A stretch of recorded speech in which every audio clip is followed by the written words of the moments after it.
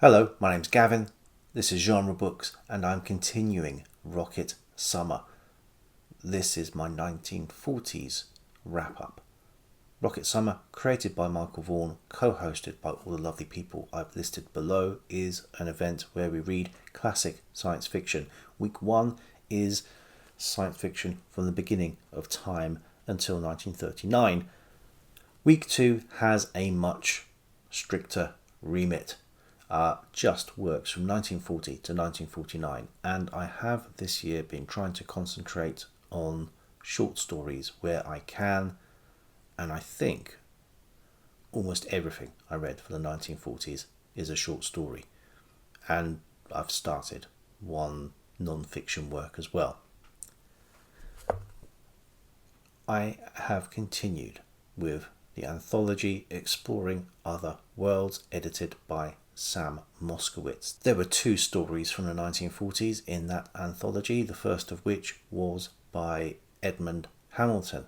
Edmond Hamilton is Mr. Lee Brackett, and he wrote pulp for decades. I think he started in Weird Tales, but he was across both horror, science fiction, fantasy. He ended up in a lot of places.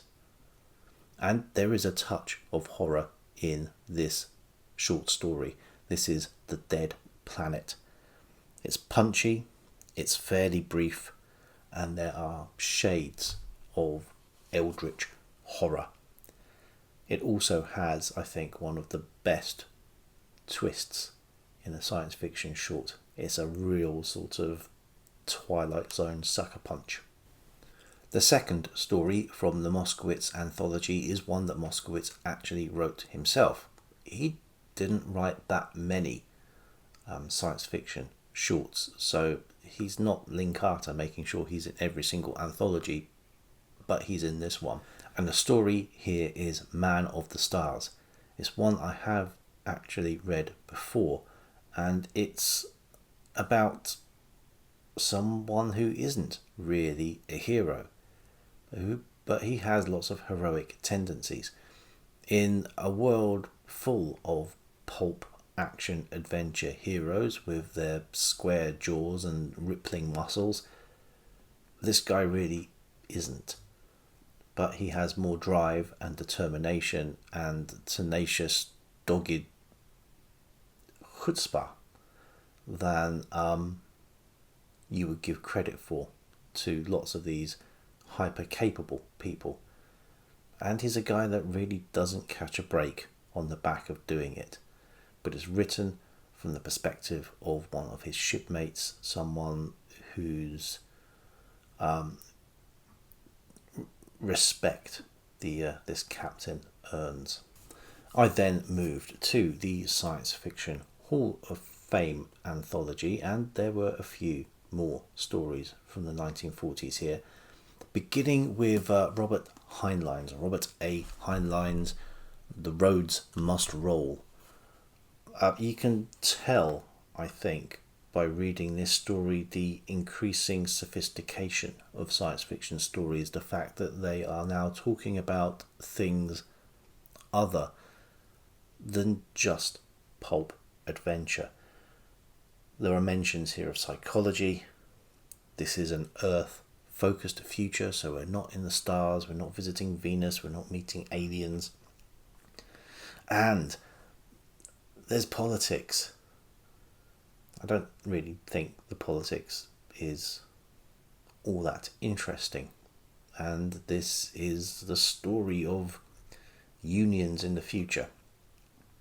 Not entirely sure it's a great narrative. There's a bit of action, adventure, but it's a little bit unengaging. I run a bit hot and cold on Heinlein. I haven't read enough of him yet, but what I have, I've liked some, not others. I'm not sure he should be in the acknowledged triumvirate of the classic authors Heinlein, Clarke and Asimov. I sometimes think we should maybe sort of move Heinlein aside and put Bradbury in, but maybe I just haven't read the right Heinlein yet. If you've got an idea of what I should read, let me know below. Much more satisfying was the next story, The Microcosmic God by Theodore Sturgeon, dealing with ethical issues through the medium of protean horror. We have a mad scientist who is a terrible person, but he is nowhere near as bad as his banker. This story is quietly dystopic, especially for 1941. It is quite critical of even a fictionalized US government and political system, but thoroughly enjoyable. This scientist creates a race which undergoes evolution at a fantastic rate, but because he is such a hard taskmaster and he is forcing that evolution through probably killing a lot of these creatures that he is creating, and he's creating the creatures to come up with ideas that he himself can't conceive of. It's a really interesting idea. The narrative of this fantastic scientific output being put under ever increasing demands from the financial side of his interests is again an odd message for the 1940s. I'm not saying it's anti-capitalist in its tone, but showing you the dangers of pushing things a little bit too far. Next up, and mentioned him very recently, Asimov, Isaac Asimov and Nightfall. I hadn't read this story before. I've been wanting to read this story for a long time. This story, I think, was expanded into a novel. Robert Silverberg, who edited the Science Fiction Hall of Fame, worked on that and expanded this original story. It's an odd story for Asimov. It's quite religious, or religious around the edges. It's like a mystical thought experiment. And the conceit is, what would the impact of a total eclipse be on a society that has had 2,500 years of continuous sunlight or daylight? A world where darkness is completely unknown because of the amount of suns it is in the vicinity of. And this is a story of a civilization which is about to have its boundaries expanded beyond its expectation and, in some cases, comprehension. There is quite a lot of sort of millionairist feeling amongst some of the people who are mixing with the scientists who we are following in this story, and even amongst those scientists, those astronomers, there is just the idea that they really don't know what they're going to be expecting either. They know that there are stars out there, possibly up to 10. So the actual universe comes as quite a shock. The next story, A.E. Van Vogt, The Weapon Shop. This is another short story expanded into, I think, 2 novels, or a novel and its sequel. I always feel I'm a step behind when I'm reading A.E. Van Vogt. I hope to catch up at some point, but this story may be my ticket into grasping some of what A.E. Van Vogt is on about. This is a longish short story. I'm not entirely sure of the politics. I think it is certainly about individualism and using gun ownership to talk about that. But these are very special science fiction guns. I think the gun debate possibly was very much different when this story was being written. I will be interested to read the novel and its sequel to see where this story goes. I very much liked the next story, Mimsy or the Borogroves by Lewis Padgett. Now, Lewis Padgett is a pseudonym for a writing couple, C.L. Moore and Henry Kuttner. And in this story we have time travel, children's playthings, advanced alien mathematics, and a soupçon of cod philosophy. But it is a mixture that sort of takes this science fiction story, blends in a little bit of horror, and talks about something which is very difficult to talk about in science fiction, and that is technologies that are beyond our current understanding. We have to know that they exist, they have to seem plausible, and they are talking about new types of mathematics, easy for children to grasp, very difficult for adults to understand or even contemplate. We start the story in the future. We don't have people time travelling, but things are sent back in time. Things no one would be missing. The scientists' children's toys. Some go back to the 1940s. Another box of toys goes back even earlier. We concentrate on the story of the 1940s. We very briefly find out what happens with the other toys. And the title, Mimsy with the Borogroves, may give you an inkling as to who those toys ended up with. The next story I read was Arena by Fredric Brown, and I realised about a few paragraphs in that I've read this story before, many years ago. So it was nice to revisit it. And this is the story that the famous Gorn episode of Star Trek was based on. The Star Trek episode is only loosely based on this story. Here, the battle that this single combat is looking to avert is more existential for the human race than any exploration by the Federation. The alien that our human warrior is pitted against is more alien than anything the original series of Star Trek could have conjured up. And there is no Shatner fist fight. But that aside, it's still a very enjoyable story, and I realised this must have been the first Fredric Brown I ever read. Since then, everything I've read by Fredric Brown, I have come to appreciate this writer more and more. I think he's absolutely of the top tier of pulp writers. Another story with Star Trek sort of connections is First Contact by Murray Leinster. There is obviously a Star Trek film called First Contact.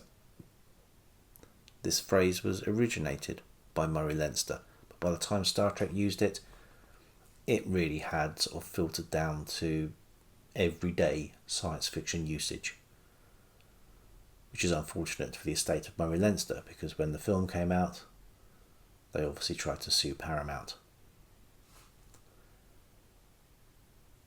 But this story is the tale of a standoff in space. There had been protocol for space voyagers of what to do when we first encounter an alien, but the idea was we always find the alien on their home turf. Nobody expected to meet an alien craft of approximately the same technological advancement in the depths of space. They want to be friendly.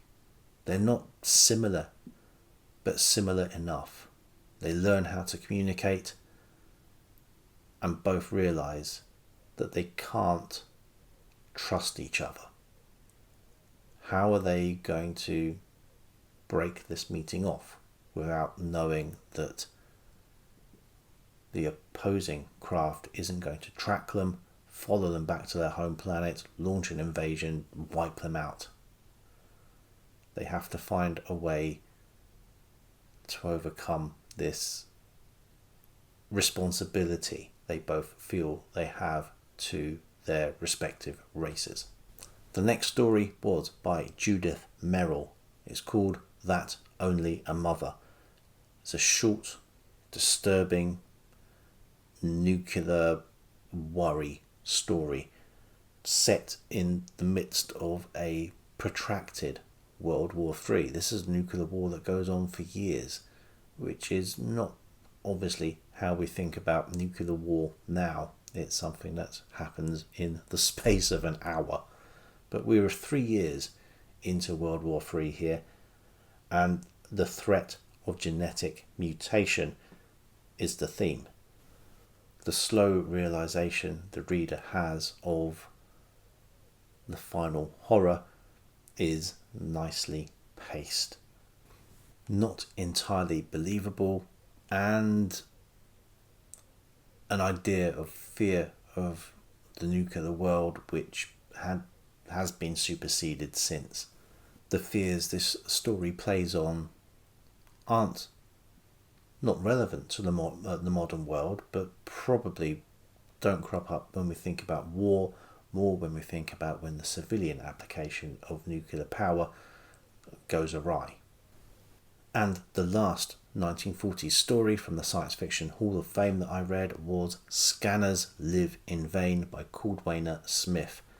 This is a nightmare vision of reanimated men called scanners who act as the ferrymen taking human beings to the stars. The premise is that men can't leave the planet unless they are in suspended animation or something similar, and the people that get them to their destinations are the scanners. They're called scanners because, being reanimated, they have no sort of nerve sensors.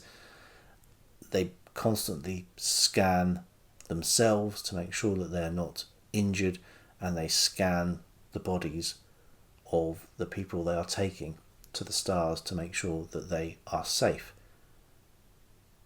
But someone has figured out a way for people to leave the planet without the need for scanners. So the scanners ask themselves, what about them? Do they now live in vain?